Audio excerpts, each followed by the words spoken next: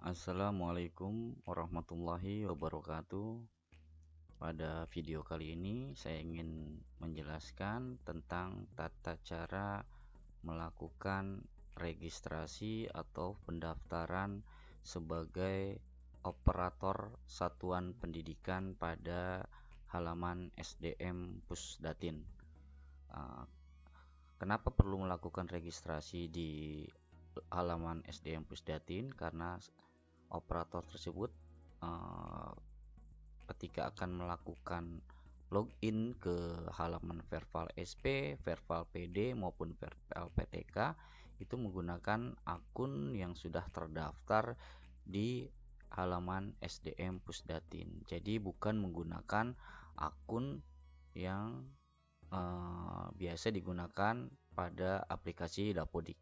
Jadi dua hal yang berbeda.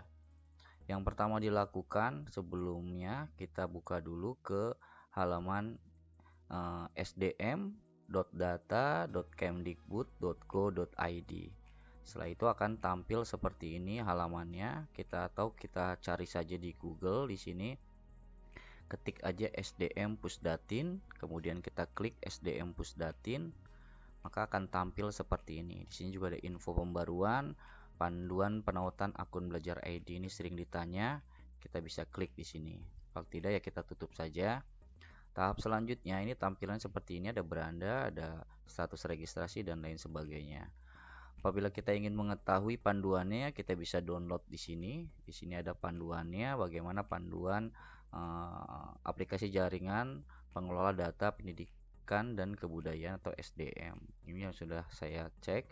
Ini ada panduan pendaftaran anggotanya, bisa dibaca di sini sebagai syarat pendaftaran anggota apa saja, kemudian sebagai pendaftaran anggota satuan pendidikan. Nanti bisa Bapak Ibu download dan Ibu bisa baca. Saya ingin langsung menjelaskan di sini ke tahapan selanjutnya, yaitu melakukan registrasi. Di sini kita klik registrasi, kemudian klik satuan pendidikan.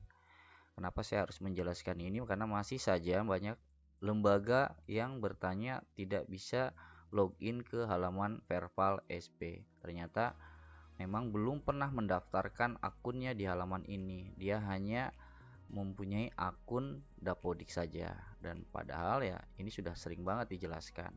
Dan kemudian mungkin bagi Bapak Ibu operator baru atau sekolah baru yang baru menjalankan atau baru memiliki izin operasional dan belum pernah mendaftarkan sebagai akun operator di satuan pendidikannya.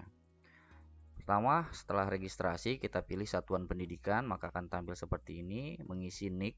NIK di sini adalah NIK yang memang tervalidasi dengan data di Disdukcapil ya. Misalkan salah anggota tersebut pernah terdaftar di sini, kalau kita daftarkan NIK-nya dan pernah terdaftar, maka dia tidak akan tertulis NIK sudah terdata. Jadi gunakan NIK lain yang belum pernah terdata di SDM Pusdatin. Kemudian tahapan selanjutnya mengisi data-data yang lainnya seperti nama. Ini gelar depan tidak perlu, boleh diisi, boleh tidak. Jadi yang wajib diisi adalah yang bertanda bintang merah ini.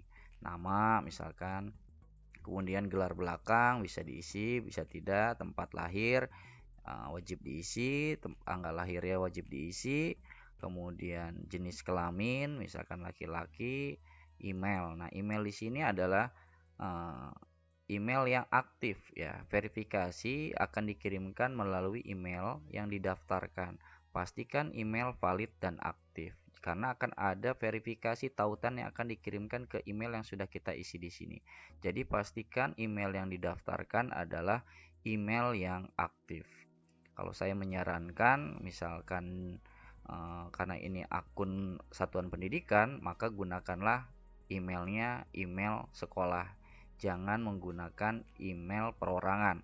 Karena misalkan operator tersebut pindah atau berganti dan email itu milik pribadi, maka akan sulit lagi nanti kita meminta akun tersebut. Jadi pastikan kalau bisa menggunakan akun atau emailnya email milik satuan pendidikan atau email sekolah tersebut. Kemudian Kalau ada pertanyaan, boleh nggak saya menggunakan email yang pernah saya daftarkan di Dapodik? Boleh saja, tidak jadi masalah. Sama boleh, berbeda pun boleh. Jadi kemudian nomor telepon di sini bisa menggunakan nomor telepon operatornya. Kemudian password. Nah, pastikan password di sini minimal 8 karakter dan terdiri dari karakter besar dan kecil, angka dan spasial karakter. Jadi harus minimal 8 karakter. Misalkan contohnya menggunakan passwordnya itu jangan menggunakan huruf kecil semua atau huruf besar semua. Harus melakukan kombinasi huruf besar, huruf kecil dan tanda baca dan angka. Kemudian konfirmasi password, jangan lupa diisi. Kemudian di sini pilih satuan pendidikannya. Ini kabupaten kotanya yang berada, misalkan di Bekasi, ketik aja Bekasi, pilih kota Bekasi, kemudian kecamatan. Misalkan kita pilih kecamatan Bekasi Timur. Nah, di sini kita akan tampil daftar nama satuan pendidikan yang berada di wilayah kecamatan Bekasi Timur, mulai dari pendidikan non formal sampai pendidikan formal yang di bawah naungan Dinas Pendidikan maupun di bawah naungan Kementerian Agama atau Depak. Jadi semua ada di sini. Misalkan kita sebagai operator di satuan pendidikan TK atau SPS, misalkan menggunakan TK Asih Ceria. Nah, kemudian masukkan kode registrasi. Kode registrasi di sini adalah kode yang biasa kita lakukan registrasi pada aplikasi Dapodiknya. Kode registrasi kalau memang tidak tahu bisa tanyakan ke admin Dinas Pendidikan Kota setempat. Setelah itu jangan lupa ini harus ada surat tugas. Surat tugas di sini adalah surat tugas sebagai operator satuan pendidikan yang ditandatangani oleh kepala sekolah dan menggunakan kop satuan pendidikan dan stempel satuan pendidikan dan asli, kemudian di scan bisa dalam bentuk PDF, JPEG atau JPG maksimal 1 MB. Kemudian lakukan registrasi. Setelah melakukan registrasi, nanti akan ada tautan di sini, ada ini, mohon periksa email Anda. Maka kita buka Gmail kita atau email yang kita daftarkan tadi di sini untuk kita mengklik tautan atau memverifikasi tautan tersebut. Nah, kalau tidak, maka tidak akan berjalan.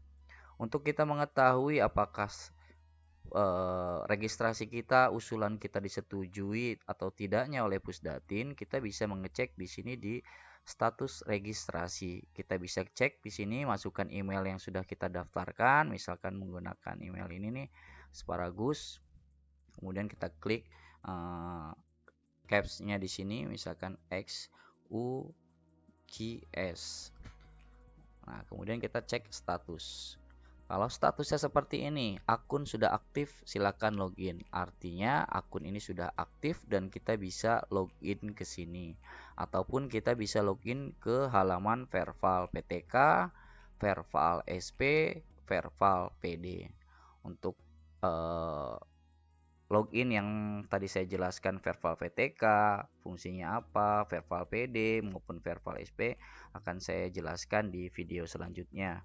Mungkin itu saja yang bisa saya sampaikan. Mudah-mudahan video ini dapat bermanfaat dan dapat dipahami oleh Bapak Ibu sekalian.